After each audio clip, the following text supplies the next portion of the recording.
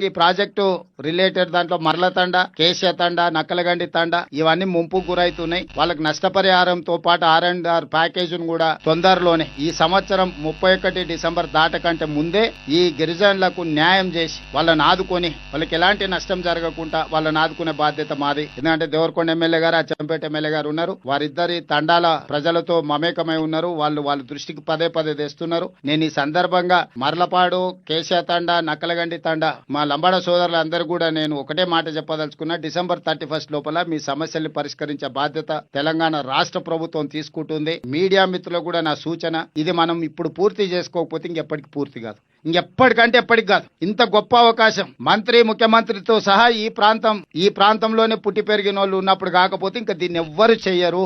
ఇందులో ఈ పనిని పూర్తి చేసుకోవడానికి మనందరం కూడా ఏకం కావాలి. దీని మీద చిలువలు పలువలు తప్పుడు ఆరోపణలు ఎవరని చెప్తే మనందరం కలిసి తిరిగేసి కొట్టాలి. ఎందుకంటే నల్గొండ జిల్లాలో కృష్ణా జలసాధన సమితి కానీ, లేకపోతే మా ప్రాంతంలో కల్వకుర్తి జలసాధన సమితిలో పనిచేసిన మీడియా మిత్రులు చాలా మంది ఉన్నారు. ఇక్కడ మీరు మీడియా మిత్రులుగానే కాదు, జలసాధన సమితిలో క్రియాశీలక పాత్ర పోషించిన వాళ్ళు ఇక్కడ ఉన్న జర్నలిస్టులు ఉన్నారు. నాకంటే మీకు అందరికీ ప్రాజెక్టు గురించి, దీని అవసరం గురించి మీకు అందరికి బాగా తెలుసు.